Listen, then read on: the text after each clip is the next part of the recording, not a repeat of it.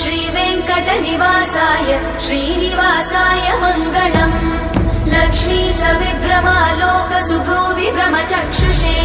चक्षुषे सर्वलोकानां वेङ्कटेशाय मङ्गलम् श्रीवेङ्कटाद्रिशृङ्गाग्रमङ्गलाभरणाङ्ग्रये मङ्गलानां निवासाय श्रीनिवासाय मङ्गलम् सर्वावयव सौन्दर्य सम्पदा सर्वचेतसां सदा सम्मोहनायास्तु वेङ्कटेशाय मङ्गलम्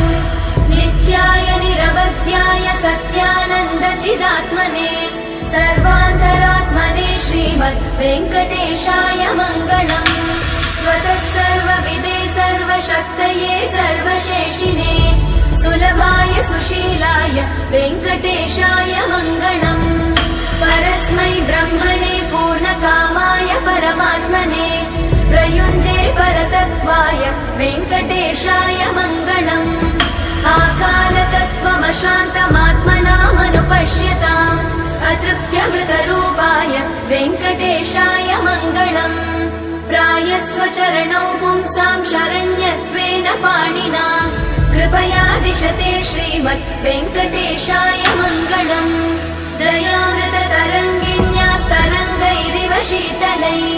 अपाङ्गै सिञ्चते विश्वम् वेङ्कटेशाय मङ्गलम् स्रग्भूषाम्बरहेतीनां सुषमावहमूर्तये सर्वातिशमनायास्तु वेङ्कटेशाय मङ्गलम्